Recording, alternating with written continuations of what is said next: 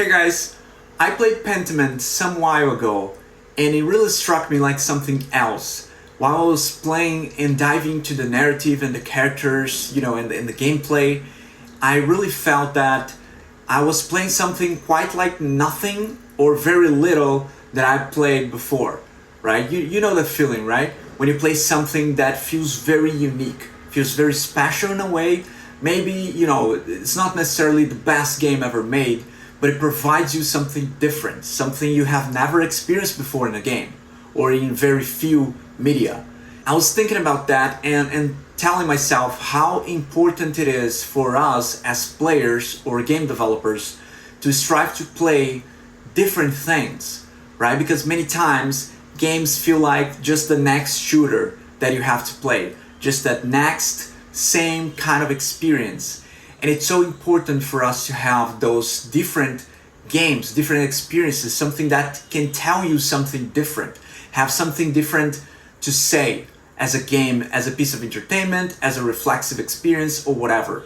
And I really thought that Pentiment brought a lot of that, and I want to talk about it today. So leave in the comments below what games made you feel that way, and I'm very interested to see. Hey guys, it's Harry. I've been a game designer and producer for the past 10 years, and in this channel I want to talk all about games, development, production, and more. So if you haven't already, subscribe to the channel, leave a like to the video, give it some love, share with your friends or somebody that you think is going to be interested in the content of games. And yeah, let's talk about Pentiment. Pentiment is a hard game to categorize. Technically, it's an adventure game. It's a historical point-and-click adventure game with some elements of RPG, in which you get to choose your own build as the backstory of your characters, the skill set that will provide you different paths throughout the game in dialogue and things that you can interact with, which is very interesting. But it's mostly an adventure game because the focus is on the story, not on combat, not on action and other things. Like for it to be an RPG, you had to focus on character development alongside with the narrative and doing quests and stuff, and that's not so much of what this game does, but it does have some RPG elements to it. So Pentiment is set in a 16th century Bavaria in a small town with a lot of mysterious events and murder cases, and you are Andreas Mahler, an aspiring artist doing some freelance work for the church as a scribe. And you slowly unfold the mysteries of the town and get to know the characters and the backstory, not only of the characters, but the city itself, the town itself, as it becomes a character of its own, with its own backstory and intricacies. So it's very interesting and gets you more and more invested in that narrative. So mostly you talk to characters. That's basically what you do in Pentiment. You go from point A to point B, talking to characters, investigating some clues, because there are some murder cases and other things that you have to unfold.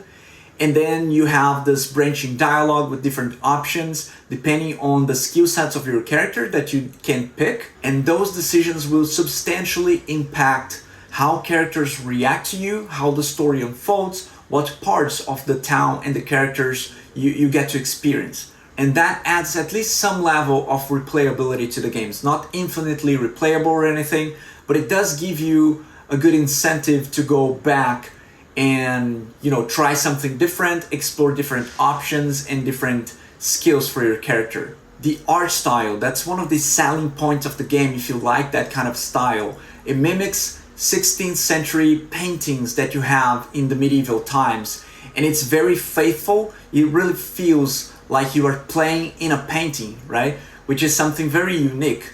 Other games have explored different art styles before, but few games, if any, have explored this style quite like that. So Pentiment visually already strikes as a different and unique experience. And even though you don't get challenges in the game like combat or bosses or anything, there's nothing quite like that. But one of the challenges is time, because you have to investigate stuff, you have different clues, and you can talk to different people and go to different parts of the town. But time advances as you do that, as you talk to people, as you unveil new clues. So you don't get to experience it all. You don't get to talk to everyone. You don't get to pursue all clues. So this adds an interesting level of strategy in your decision-making process, and you have to really try and figure it out by yourself. It's just not the character that is trying to figure out the mysteries in the game. It's you as a player doing that work. So the game definitely has a slower pace than your usual game, but it does give you enough time to really know the characters, to explore and have real conversations with these people, just many times just for the sake of it. So it's a very reflexive experience that you need to enjoy, not because you need to complete a quest or get to the end of the line, but just enjoy that moment when you are talking to characters, knowing the stories, and reacting to things, find something funny or weird or whatever. So it's a game that you need to embrace, you know? It's like a book that you can read while asking questions and the characters reply to you. It's like an interactive theater that you get to be in the middle of the actors, looking at the scenes and, you know, enjoying from a different angle each time. So that offers a very unique perspective. I would even say it's like an open world adventure game, because, you know, you have that element of the time that advances as you go through, as you talk to characters and all, but you are really free to go wherever you want, explore whatever you want, you know, talk to whoever you want, and deal with the consequences and, you know, pursue clues. So it's kind of like an open world experience in that sense. So it's very interesting to see. It's not linear, or you don't have to go from point A to point B. You can explore different parts of the town. So that's one of the things that feels like that uniqueness, like something that you haven't played before. You don't play that very often. And innovation is many times driven by that. You know, it's so common for us to think of innovation in terms of technology, new technology coming in, like mobile or VR or Vision Pro, or I don't know, other types of experiences and technologies. But and that's great. There's nothing wrong with advancing game design with technology. However, technology is limited. After a while, you kind of experience everything that a technology by itself allows you to do. But game design is limitless. And that's the very interesting thing that I like to see. Innovations in game design. Innovations in what the game proposes you to be or to play like. And we can think of so many games that try to be like that, like Pentiment or Baba Is You or Fall Guys or Zelda Tears of the Kingdom and Papers, Please, and so many others, right? You have played games like that, you know what I'm talking about. Pentiment was created by Obsidian Entertainment, one of my favorite studios of all time. Obsidian guys are awesome. I love the RPGs they make. They are a world-class studio responsible for some of the best RPGs of all times, like Neverwinter Nights 2, Fallout New Vegas, Pillars of Eternity, and a lot more. The founders of Obsidian came from Blackout Studio, part of Interplay, which was a legendary studio of the time, developers of Fallout and many other classic games. And the interesting story is that Pentiment was actually a team within the team. It was a small team of about a dozen people inside Obsidian, and it was basically the result of burnout. Burnout of Josh Sawyer, its game director, and possibly many other members of the team as well. This is something very, very common in game development and game studios. Teams many times experience a lot of burnout, especially after a delivery, an important delivery of a game or something, because games are so demanding. You know, they are so complex. Even smaller projects that you might think they are simple, but they're actually not. It's very complicated, demands a lot of work from very talented people involving art, design, programming, you know, technical art, and a lot other aspects of development that is a challenge for any studio to manage. And unfortunately, it is very, very common for teams to be burned out after or during productions. And that was the case with Josh Sawyer and the team here behind Pentiment. They needed something smaller as a project to renew their energies and stuff before they could, you know, start on bigger projects again. And at the start, it was basically Josh Sawyer as the game director and Hannah Kennedy as the art director. So it was the duo going back and forth with the vision for the game and the initial prototypes and ideas, and that's very powerful. Many times you don't get that in a big team, a 100, 200 people team. The ability to go back and forth in a small team exploring ideas and new prototypes is many times what results in very interesting innovations and propositions for games.